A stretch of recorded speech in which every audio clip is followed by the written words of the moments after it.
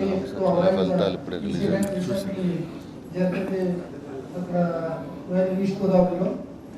On that చాలా డీటెయిల్గా review జరిగింది and a lot of good informations and suggestions have come to us, and that definitely from police side I assure, being in charge of Marine Police also, we will ensure that we will implement the suggestions which we received and will ensure the safety of the tourists, basically not only on land but in sea also. We will see that there should not be any incident which causes which hampers the improvement of the tourism in the city.